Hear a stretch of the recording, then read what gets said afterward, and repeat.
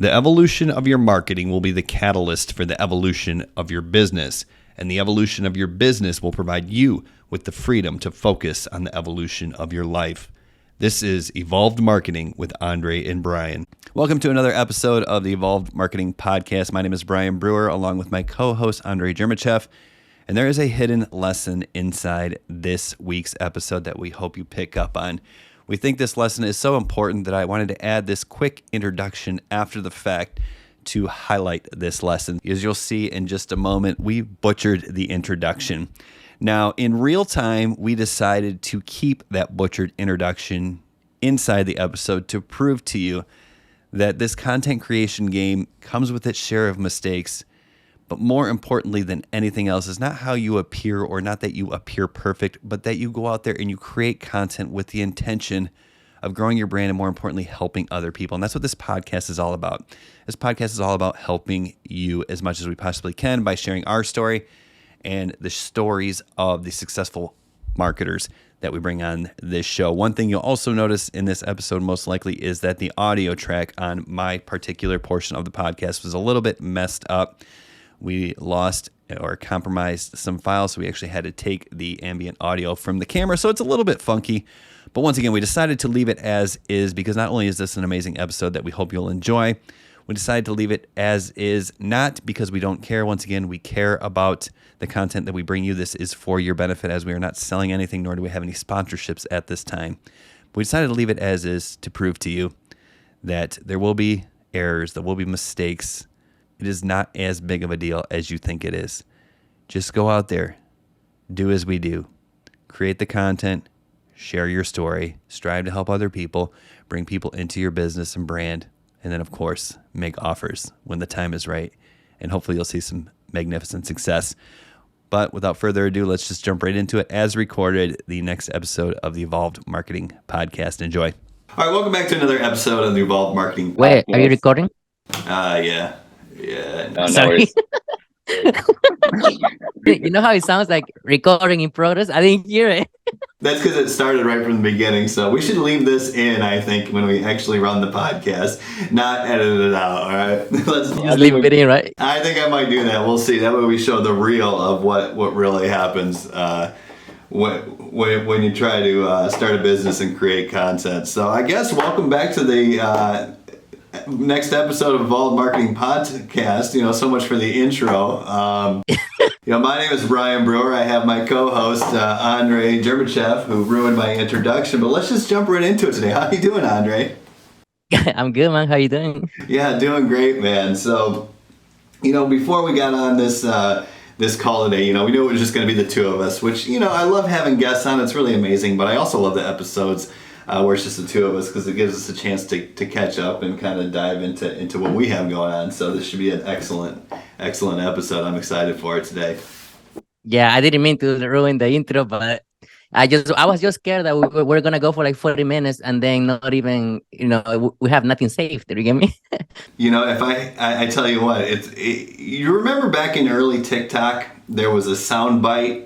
And I don't remember how the sound bite goes, but it was something like, if I had a nickel for every time this would happen, I'd only have 2 nickels or something like that. I don't remember. But that's kind of what I think about when I think about recording content or a 45-minute training or a podcast episode without hitting record. Because I've done that a couple times in my life, and there's nothing more frustrating than going through a 45-minute training and not hitting record. So it's always good to double check. Especially when you trust technology a little bit too much. Because, for example, something happened to me yesterday where I was recording for the course that I'm making, and then my computer crashed. So I was talking while editing the video, and then my voice just crashed, and it was like, and it stayed like that for like 10 minutes, and I was like, what's going on? So I had to reboot my whole computer, and then thankfully it saved on its own, so I didn't have to record the whole video again. But it's like you don't even know if it's gonna work or not at the end. You get me? I was just waiting, like, please, because I was editing for like at least 20 minutes.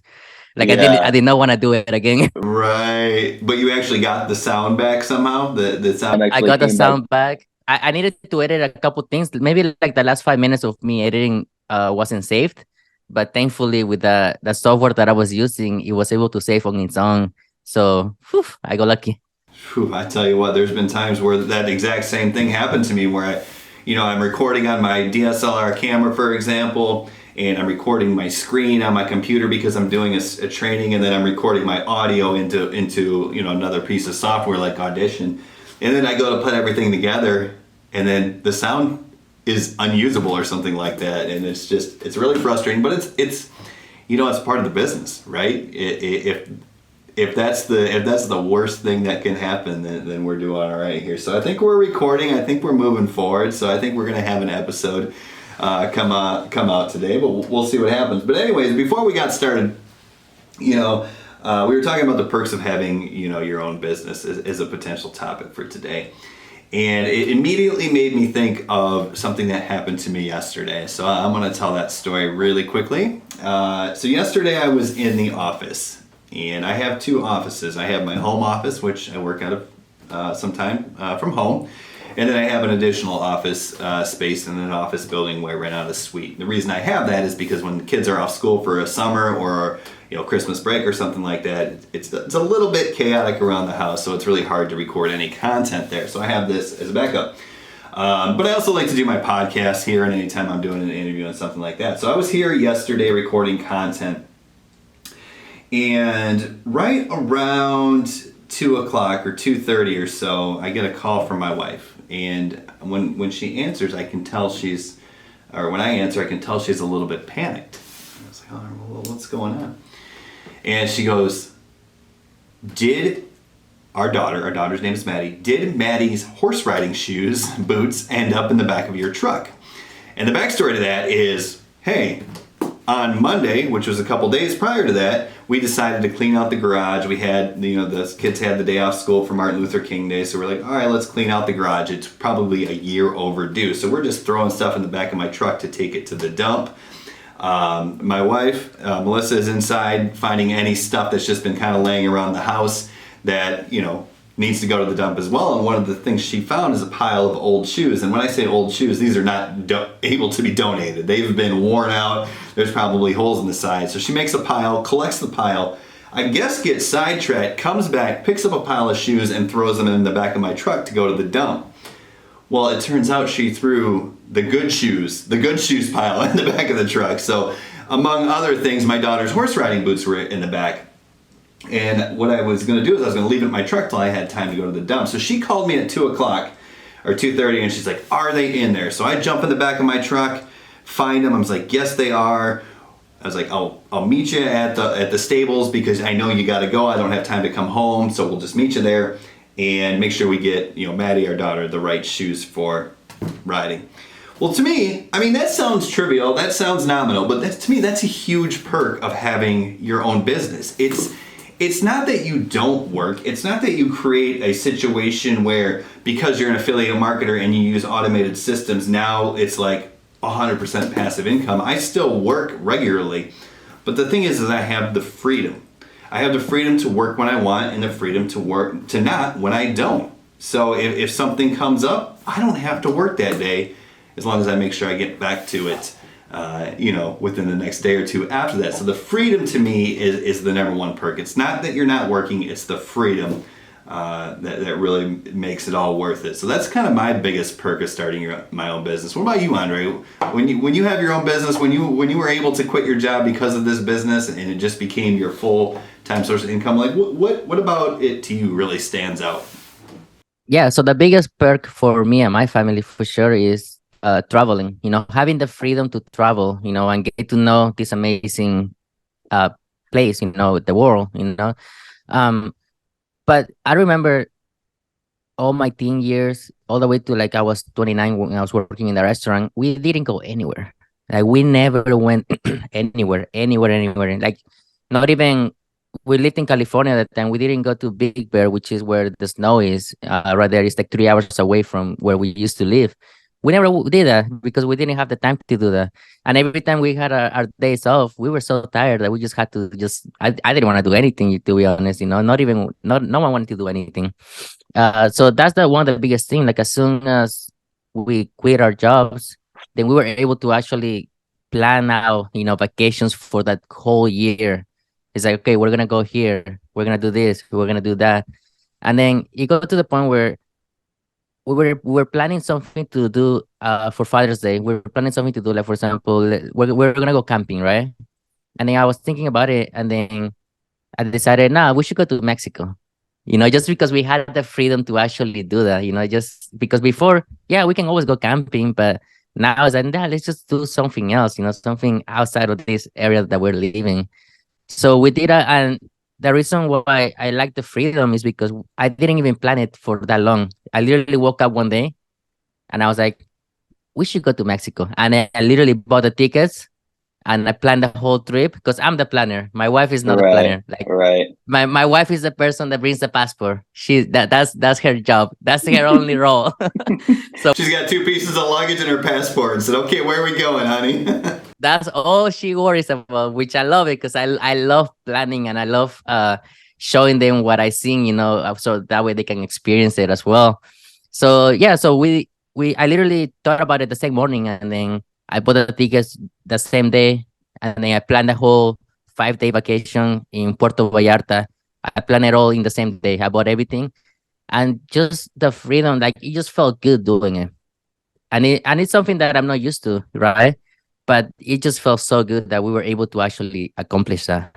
Yeah, it's amazing. I mean, the freedom is what it all comes down to. I think of a story where we were gonna fly my parents down. This was a couple of years ago. We were gonna fly my parents down just to hang out, see the grandkids, and maybe my wife and I could get a date night out on the town or something like that.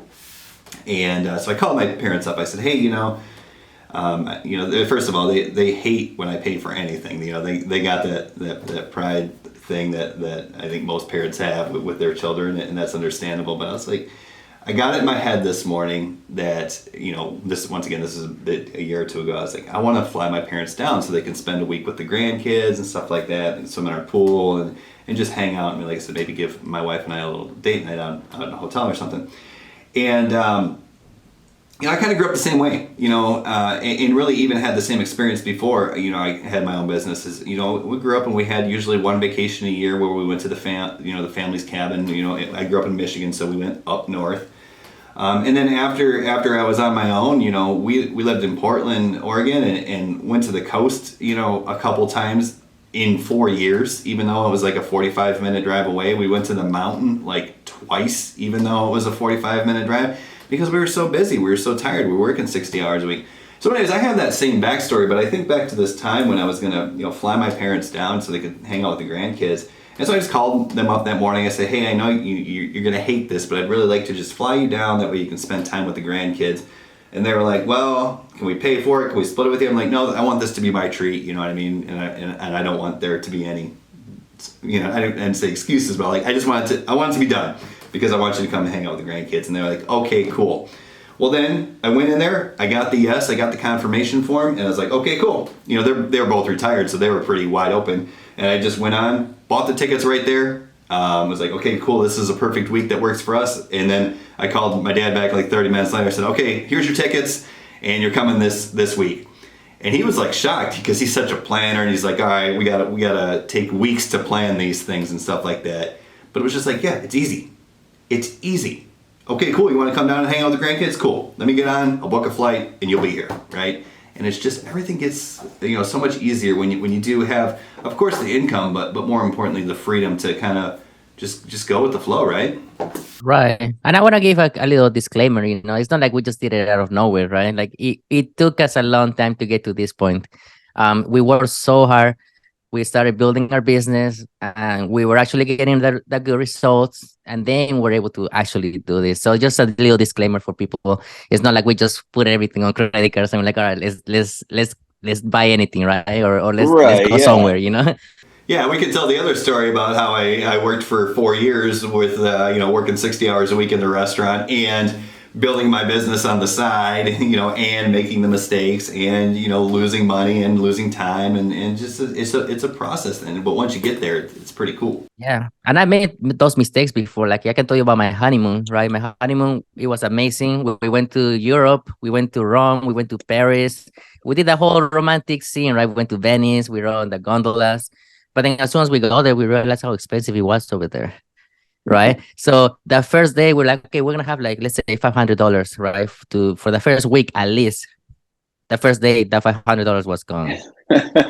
It was gone. And that was at that point where we were still working full time, right? So we were just like enjoying our lives. Thankfully, I had already bought tours like back in the States. So over there, we didn't really have to spend, we had to worry more about like food and stuff like that. But as soon as we got back from the honeymoon, oh my God, we were like stressed because we didn't have any more money left over. Like You're out of money and you got the debt, right? I was out of money, and then we were like, okay, how are we gonna pay for rent the next month? Like it was that stressful, you know. And it's just those mistakes that you don't realize they're happening in the moment, but then you realize as soon as they're done, you're like, oh, damn, we're screwed. You get me? Yeah. And that happened to us, so it's like it's not always pretty. Like just that's what I'm trying to say, but. Yeah, I mean, that's a test to your marriage right there. Okay, now we're married. We've gone on our honeymoon. Now the first dose of reality in our marriage is we don't have any money. Yep. Yep. And we were still working like 40 in there. Yeah, She was a manager too in the restaurant, right? So we're both managers. Yeah. And it was just, I honestly don't know where the money was going. Like it was just like a lot of like bad choices. Just disappearing, yeah.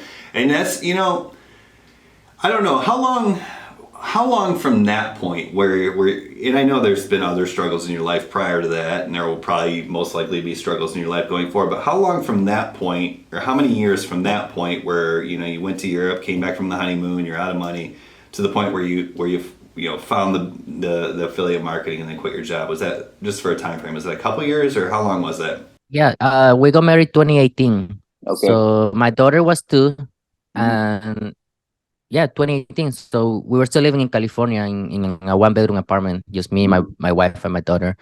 Then fast forward to where I became successful, it was 2021. So those 3 years were pretty tough for us. Yeah.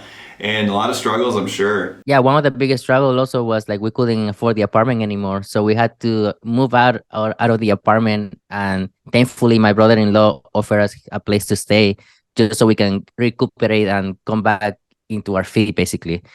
And it sucked. You know, I felt like horrible. You know, I just didn't. I was the one to ask for help, and it's just. It brought me down so much. We were living in he had a house, so like a 3-bedroom house, and we were living in one of the rooms. You know, like we stayed there for 6 months, and it was hard. You know, I felt like a failure. And yeah, it's one thing when you're out there trying to do things on your own. You know, you're a single guy, and you take a gamble on something, for example, and maybe you lose some money, and then all of a sudden, you know, now you're couch surfing with your friends or something. But it's probably, you know, quite a bit harder when, you know, it's your wife and your daughter, right?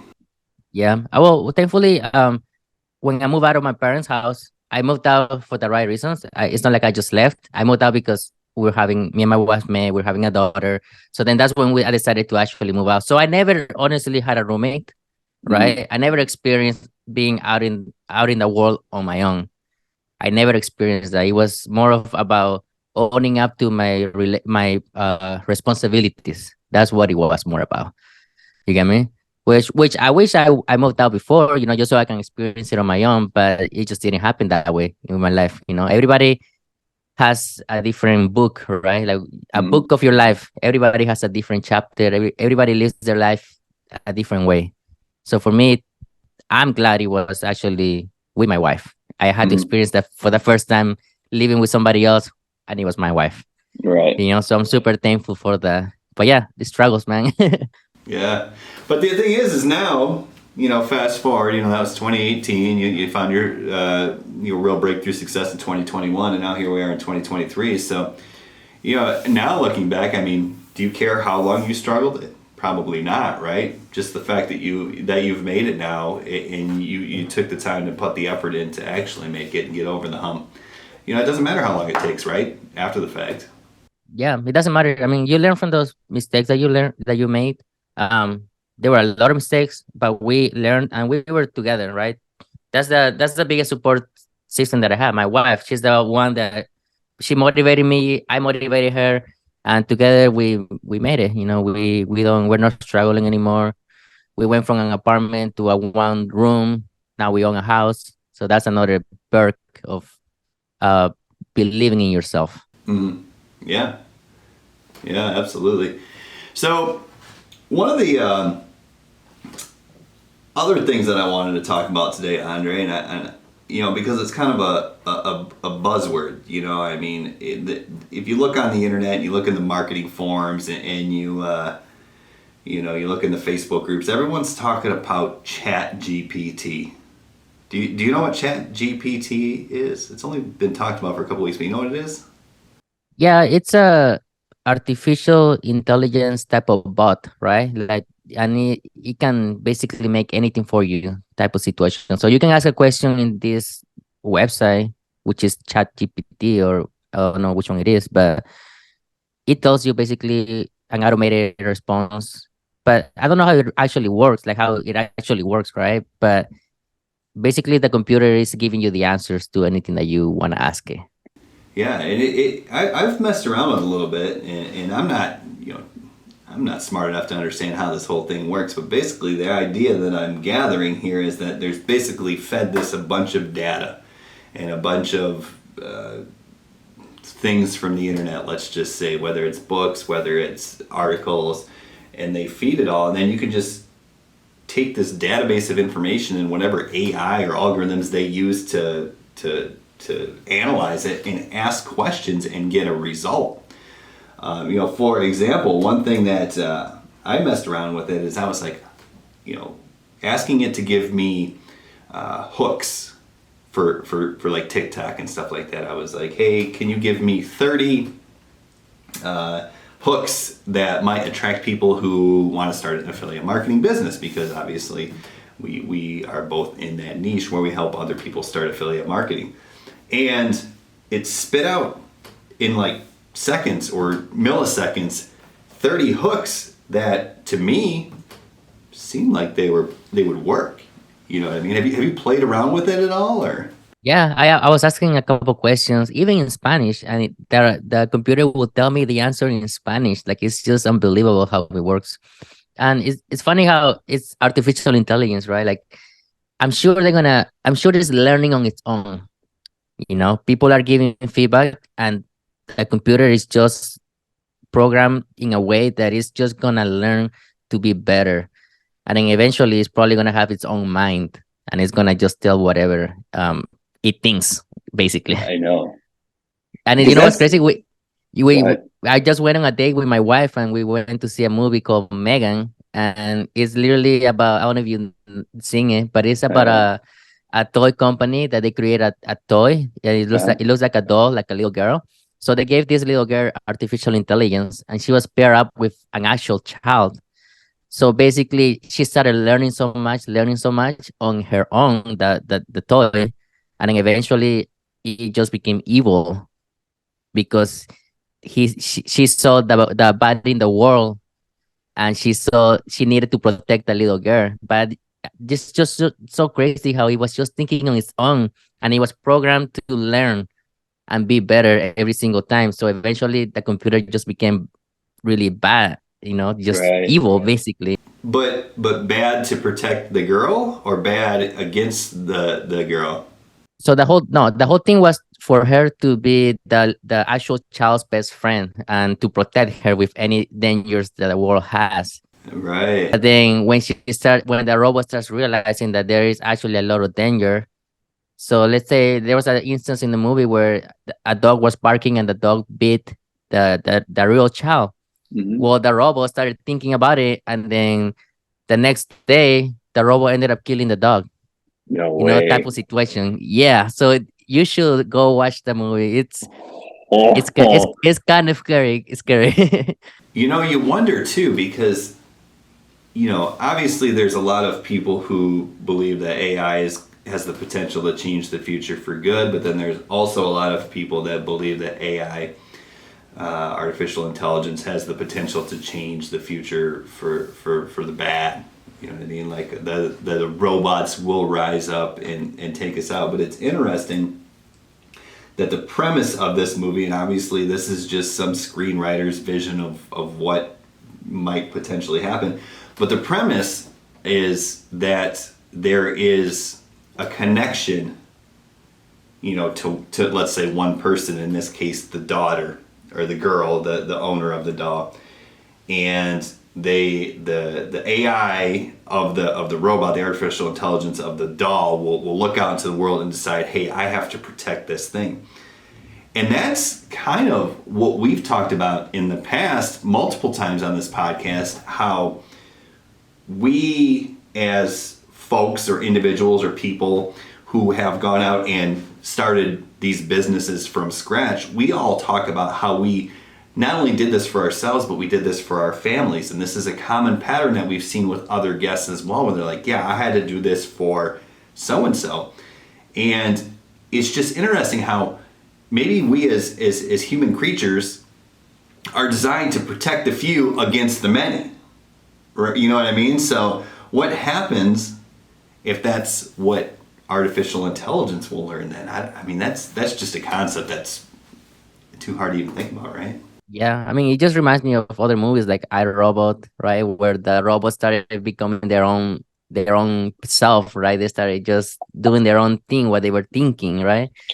And it's just scary to me, honestly. Like computers and robots and artificial intelligence, it's just, I know that's where the route that we as human beings are gonna go to. But to me, it's just like, I don't know. I feel like I'm old school, like I want to be the one learning in, like a hands-on type of thing, step by step type of thing.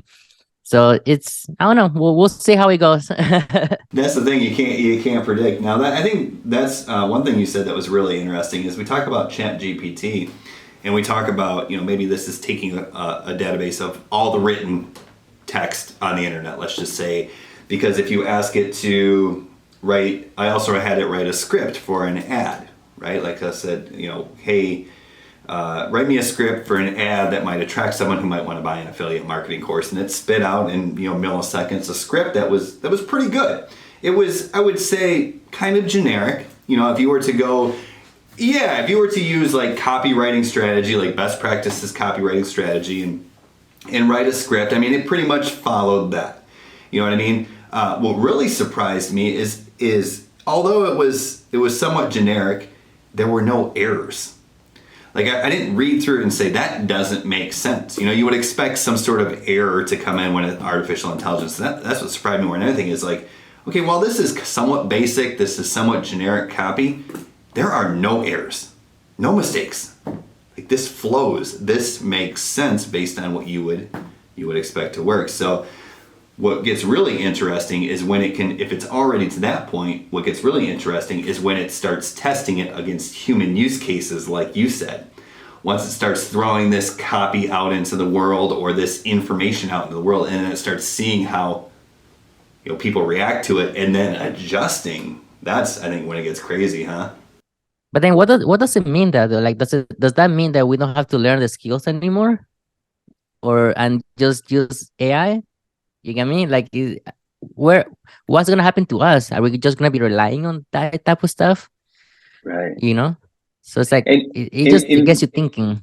It does, and maybe it gives you the opportunity to, maybe it gives you the opportunity to focus on the evolution of you, right? You know what I mean? And maybe work less on your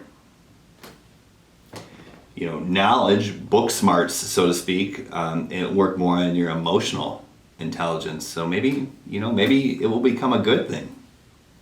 Yeah. Or a really bad thing. Or a really bad thing. One thing I always thought would be interesting, I've been in the, in the marketing space for quite a long time, since 2012. And a big portion of my business has always been email marketing, right? Grow the list and then, monetize the list, because that's, obviously targeted traffic that you can reach on demand. And I always thought it'd be really cool if I ever got into software company, which I've been warned against it many, many times. So I don't think I'm ever going to go try to start a software company. Yeah. Yeah.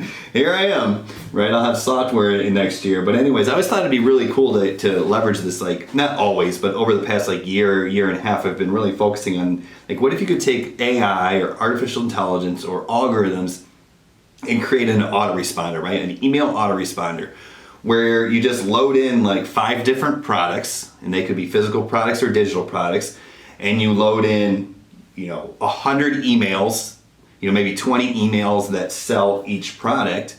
And then what if you could just like throw it in there and let the AI or the algorithms figure out, like, based on, the leads that you bring in, when's the best time to send an email, right? Because it's not always like, hey, the best way to make money with your email list is, hey, send email A, send email B, send email C, send email D. What if you can actually make more money per lead by sending email B, email A, email D, email C, right? Because what happens in what order makes a big difference in how people choose to either buy or don't buy. So I always thought that would be cool. But now imagine if it goes a step further and you can not only have it like see which emails are sent, but what if it can like analyze the use cases in the feedback and then start writing its own emails? Like, to me, like, that's what's crazy, right? Like, yeah, I mean, I think the goal is for it to test itself, like learn Right. on its own type of thing. So if it sends an email,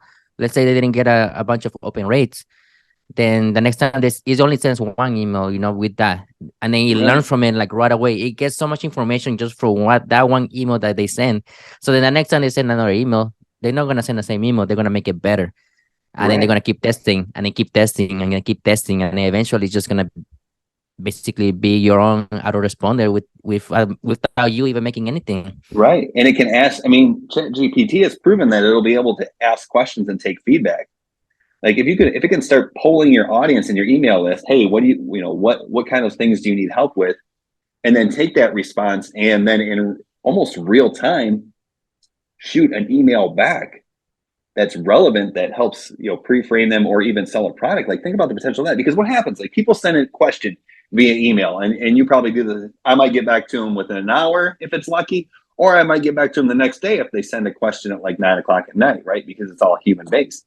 Imagine if you had a chat GPT or AI that could immediately filter their Respond. question and respond better than just like, hey, is this the best question to your answer? Like somebody chatted, And even when it learns the response or when it sends out the response, then it's gonna be programmed on its own that nobody else will ask the same question again, type of thing.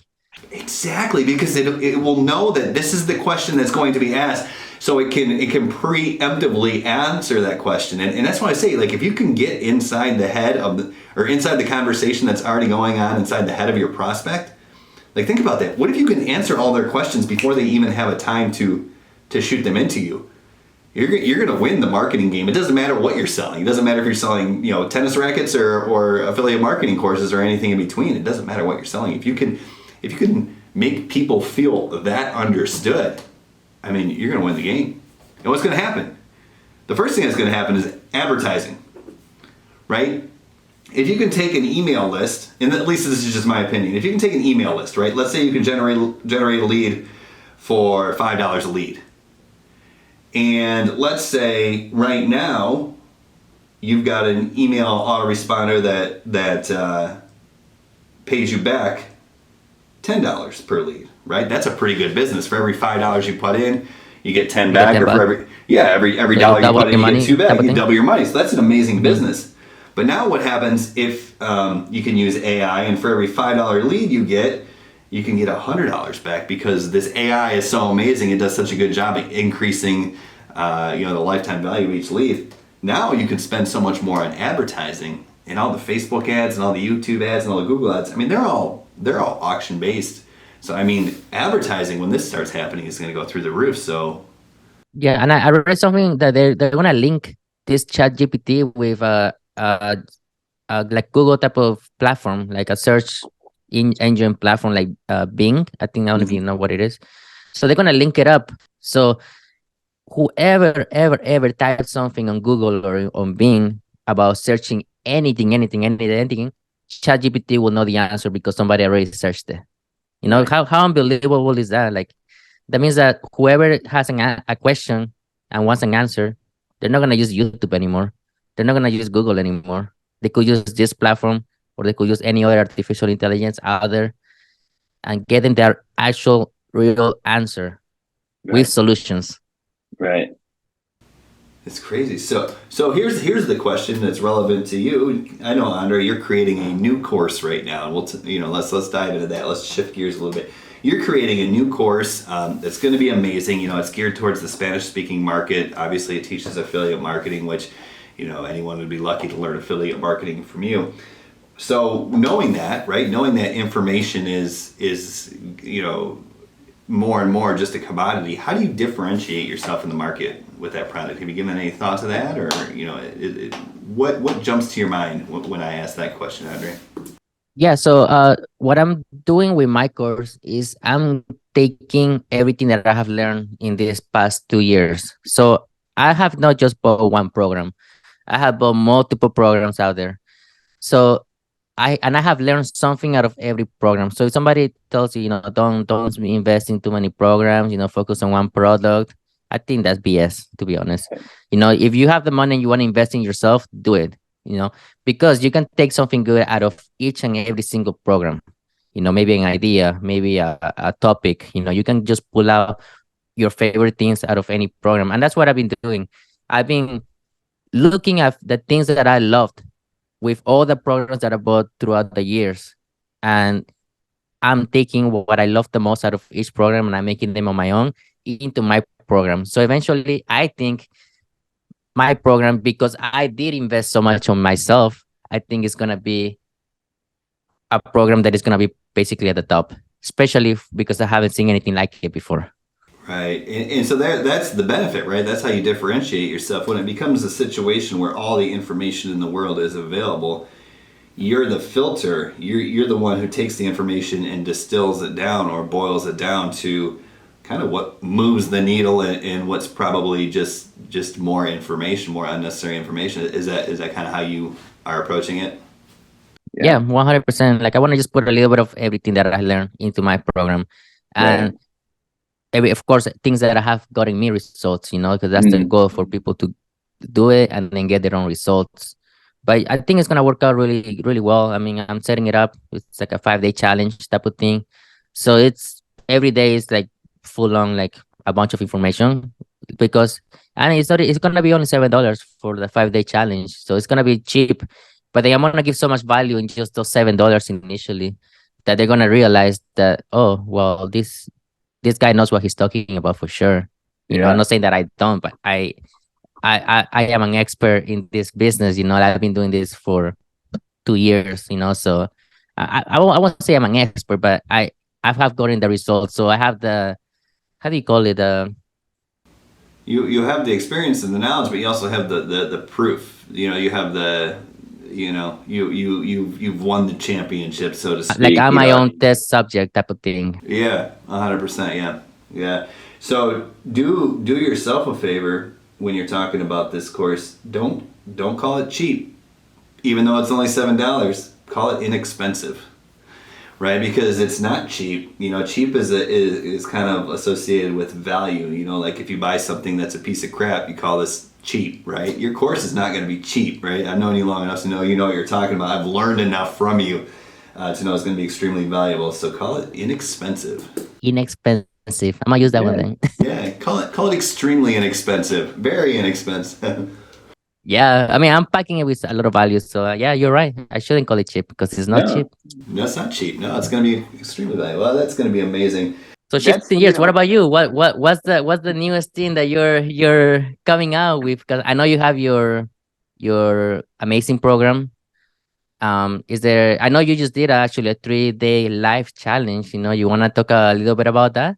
Yeah, the 3-day live challenge was a lot of fun. So I do have a program, and what I wanted to do is I wanted to kind of like you distill information down, right? There's plenty of information. You don't need to buy a course to learn how to do anything anymore. All the information is available. But what you do need is you need a time savings, right? You need someone who's tested all the information, and you need someone to distill it down or boil it down to here's the 80% or the 20% that's going to provide 80% of the results. Here's what's going to move the needle with the least amount of time and effort, right? And so I distilled everything down into a 3-day challenge, and it was a lot of fun. I hosted it live, and then of course put the recordings from the live into into the main program so that we'll live, in eternity, and people who enter Like the course evergreen going type of forward. content. Evergreen content, exactly. Record and redistribute is a term that I use a lot. Record and redistribute. So I recorded it live. The live training was a lot of fun. We did it over 3 days. We did just blasted it out Tuesday, Wednesday, Thursday. And then we put it, into the course. So it's there, it's evergreen. So anyone who ever joins in the future can go through that and really get a fully functioning business up in 3 days. Each day was about 2 hours. So, in 6 hours versus 6 months, you can really have a business up and running. So that's really cool. But if you want to talk about what's really exciting for me, that's super fun. But Andre, I got to tell you, I've been doing this for a long time. And something is happening that has never happened to me before. Okay. Just to kind of give the backstory, when I first started in this game back in 2012, I was doing blogging. I was creating product review blogs. I was ranking blogs in Google, and that was great. But it took a long time to rank in Google, and you really only got results if you ranked near the top for good search terms. So I was like, The first page. The first page. First page, top 3. If you're not to 1, 2, or 3, you may as well be on page 500. You know what I mean? Like they always say, the second page of Google is where you'll find Jimmy Hoffa's body. But so that was great. But there was only a little bit of room to win. And then in 2016, I got into YouTube. And when I got into YouTube, I mean that's when things really took off, because I was at the right time for the drop shipping model. Plus, I created more value than most people at the time, so I was ranking very well, and I grew a channel fast. So I've had a little bit of success with blogs. I've had a lot of success with YouTube, and then obviously when TikTok burst onto the scene in 2020, I was kind of a first mover there, and I had a lot of success with TikTok, and kind of was kind of a pioneer, I think, with the affiliate marketing on TikTok, and turned it into what it is today. Facebook Reels came out. I've had a lot of success with Facebook Reels, and that was great. But I've never been able to crack Instagram. Instagram is always just, I don't know why. I've just never had any luck with Instagram. And I know you're amazing at Instagram. And I followed your training that you gave at the mastermind where we met back in December of 2021, where you gave a little speech on Instagram. And still just kind of no results. But Andre, for the first time in my life, I'm getting results on Instagram now. I've gone from a hard-earned 2,000 followers over many months to, I think I'm approaching 7,000 followers on Instagram now over the past week and a half. So I guess the bottom line there is, the takeaway is all platforms work. You know what I mean? It doesn't matter. Nothing's outdated. Nothing's over. It's just you got to figure out the right formula for the individual platform. Yeah, I'm almost at 7,000 followers now on Instagram, so that's pretty exciting for me. How did it grow like quickly? Like I know it took forever to like 2,000, but from 2,000 to like 7,000, was it like overnight type of thing, or? It was like I didn't check it for a couple of days because whatever, we were doing a bunch of stuff with the kids, and I just didn't look, and then I was getting ready to go post another piece of content, and it was like 5,000 followers. So yeah, like 3,000 happened like probably overnight, and it was crazy. And then now it's just kind of consistently growing. So Really So cool. have you analyzed it? Is it like the content that you're putting out? Are they getting more views than before, or maybe the algorithm picked it up somehow, or have you thought about it? Yeah, I did. So I've really thought about it, and I think what it was that really made the difference, if I, were to guess, I think I started creating a little bit better quality content, first of all. But I think the main difference was the quality of my content was a little bit better. Keep in mind, I am not like production studio level by any means. But what is interesting is the consistency in my content. Not just uploading on a regular basis, but making it almost look the same with a different message, right? So instead of just shooting a video whenever I felt like it, which was kind of been my past MO, if you will, the way I operated, that way I would always be creating content. What I did is I've made a concerted effort to, okay, let me be in my office. Let me have my microphone in front of me. Let me set the camera up the same way, the same time. So it's kind of like people know, like it's instantly recognizable. Now when they see my content, they're going to see the same paintings from my daughter in the background. You know, they're going to see the steering wheel from the dream car, whatever they say. So it's almost like now people can instantly recognize my content. So what happened, I think, is people were maybe watching more videos instead of just one off because they were like, oh, I immediately recognize it. That stops the scroll. I remember last time I got some value from him. And then all it takes at that point is for one video to go viral or pop off. And then I've noticed all the other similar content has then gone up as well. They see something that they like, and then they start scrolling to see more of the same thing, and they can 100%. actually see the pattern that you're putting on your Instagram, which is like how you say, you're in your office, you have your mic, you have your steering wheel, you have your painting, and they Yeah. just keep seeing that. It's just it's a visual congruency, I guess. I don't know if that's the best way to put it. Like, okay, I know what to expect, you know, and you know, I've put my glasses on. Maybe that makes me look smarter, gives me more authority. Maybe, I don't know. I'm sure there's a lot of different variables at play. But yeah, I think it's that pattern, because you've talked about patterns, yeah. And you know what that's called too? You are branding yourself. Like you just branded your videos. Like that's your brand. You know, the steering wheel, the painting, the mic. That's your brand now. So that's something that I do tell people a lot, especially with Instagram. You have to make your page branded. Like you have to have the same colors, the same consistency all around in your page. That way you look more professional. And just how you say, you find your own way to brand your channel. Right. So that's And amazing. Yeah, it's so amazing that you picked up on that and kind of verbalize that back to me, because it's almost like you took the information, ran it through your experience and your processor, and really spit it back out like, okay, here's what you said, but here's probably what's happening in one sentence versus 12 sentences, right? So that's really interesting. So I'm excited about that, and there's got to be something to it, right?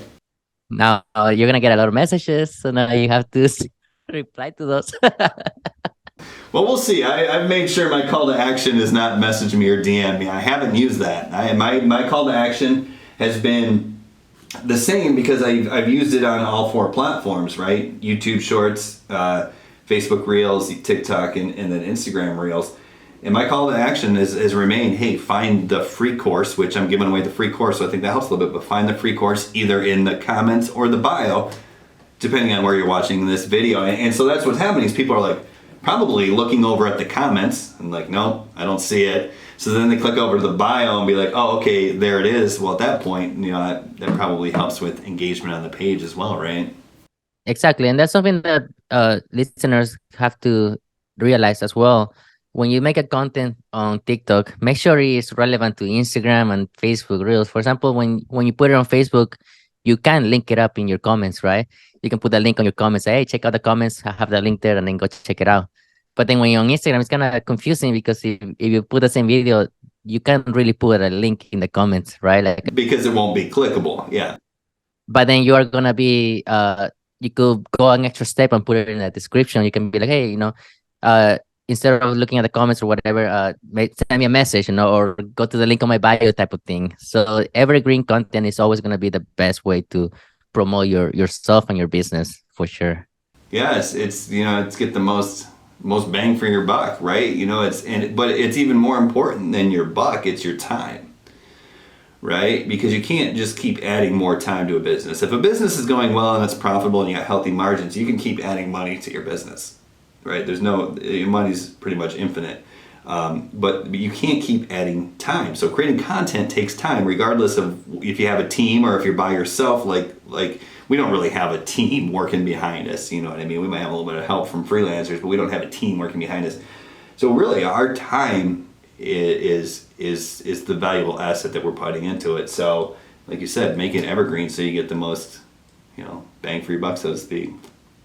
Yep, 100%. Cool. And especially when there's something that you hate doing as well. You get me? Like if there's something that you hate, like for example, I was messaging so many people and it got to the point where I did it for so long and I just hated it doing it, you know? So then I just started outsourcing, and, you know, like just how I say, we don't have a team, but we do have like some other freelancers that we are helping them out as well, because we are giving them an opportunity to make some money, Mhm. and of course their work is going to make us more money at the end of the day. But that's just how it is. Freelancers are like that. You're good at something, at some type of skill, then promote yourself out there. I get so many people telling me, hey, do you need a content editor? Do you need somebody to write emails for you? And it's just basically freelancers that learn the skill, and then they're just promoting themselves in other pages, and Mhm. eventually it's a numbers game, Mhm. right? You do it for 10 people. If one person says yes, help me out, then they have a job already, and they Right. can get some type of income by just utilizing their skills.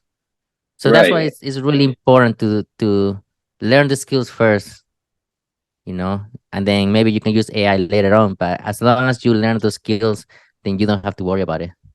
And that's the thing. You can reach so many people, so many potential businesses, so many potential customers, even depending on which route you're going to go, whether you're going to help other businesses, whether you're going to write their copy or their emails for them or send messages for them, or you're going to try to reach customers and sell them stuff, offer them affiliate products, what have you. You can reach so many people. So it's, it just makes sense to learn the skills.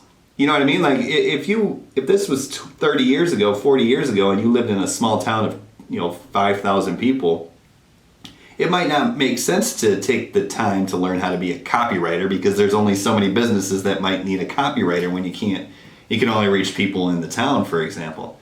Now you can reach the world, so every skill has, infinite potential. So just learn the skills, and then, if you decide you don't want to, be an affiliate marketer anymore, now you have copywriting skills. Maybe you want to write copy. Maybe you love writing emails, so you find 5 marketers, you write their emails for them, and they each pay you, $1,000 a month, and then you make 5,000, you make 60 grand a year just writing emails, and you go move to some country where that'll be living like a king, and live out your days doing that, happy. You know what I mean? It's just, it depends on what your vision of happiness is, I think, right? And that's really smart that you say that. I mean, they can literally getting paid dollars, and you can literally go anywhere you want. You can go somewhere that the cost of living is so cheap that one job or two jobs, maybe one sale, two sales, will take care of your whole month's expenses. You get me? It's Yeah. like I don't know. I feel like people need to realize that the online business world, the digital marketing world, it's the way to go if you want to reach that financial freedom, that time freedom that you're looking for. It's 100% the way to go.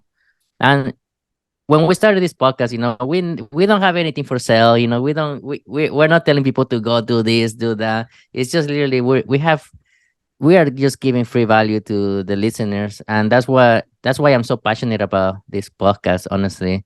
What about you? Like, what do you think about the podcast so far? I mean, it's 2 amazing things. It's actually 3 amazing things have come out of it. I mean, I couldn't be happier with the podcast. First of all, there's no agenda here. So it's hard because it's our podcast. So of course we're going to think, oh, you should definitely listen to our podcast. We wouldn't be creating this podcast if we didn't think it was valuable. So, but if I'm looking at this as a third party, like the fact that there is no agenda is so incredibly valuable, because while you might not listen to this podcast and get, all right, here's the 6 steps to build a business. Step 1, but you're going to get the real. You know what I mean? This is like if you're at a mastermind with a bunch of high-level digital marketers, and what happens like after everyone gives their speech, and now you're just all sitting around the fire or the pool having a whiskey and a cigar and just trading war stories. You know what I mean? That's where you learn the real stuff. That's where you get the real information. So that's the first thing that I think is amazing about this podcast. There is no agenda. We're not trying to rank. We're just trying to share our stories, uncover stories from other marketers, and just try to provide value. The other thing that's really amazing is the people that we get to meet. That's I don't know what it is about a podcast, but if you have a podcast, all of a sudden everyone will be like, "I'll be your best friend." So we've gotten to talk with a lot of people. At the time we're shooting this, Sean Sorrentos, his episode just went live this morning, and that was an amazing conversation because he does affiliate marketing completely completely different than the way I do affiliate marketing. You know, I build systems and automation, and he just communicates with people and gets them to buy things. So that was really cool. So the people you get to meet is amazing. And then also, this is just another piece of content that we're recording and redistributing. So if I don't have any time sensitive thing that I need to email my list, I can say, hey, here, go check out this podcast and provide value and strengthen that relationship with them. So even though I'm not selling them anything through the podcast, I strengthen the relationship with them. So the next time I ask, they're going to be more likely to buy. And I've already, seen, revenue go up, and it's just a lot of cool stuff. So yeah, the podcast has been amazing. That's awesome. Yeah, I mean, I think this was a great interview or podcast episode. Yeah. Is there anything else you want to leave out for the listeners today? My last thought is, hey, we started this off with the perks of starting your own business. We left it unedited, specifically to prove to you that, hey, not everything goes right all the time, but you can fix it later. The bottom line is just get started, make some mistakes, embrace the struggle, because it doesn't matter if you're on year 1, year 10, or year 20, there are going to always be struggles. So learn to love the game and keep working on it, because once you get to the point where you have freedom, I'm not a multi-millionaire, but I have the freedom, and once you get to that point, I mean, it's all worth it. So embrace it, enjoy it, go all in, and you'll thank yourself in the future. What about you? Well, like you said, the struggles will be there, but just remember, if you listen to our previous episodes, if you think you're at the rock bottom, remember that the only way after that is to go up. Yeah, absolutely. Well, Andre, thanks for spending 30, 40, 45 minutes with me today. Listener, thanks for spending 30, 45 minutes with us today. Go ahead and check out some of the past episodes, and we'll see you all in the next one, right? Right. All right, bye. All right, guys. Thank you.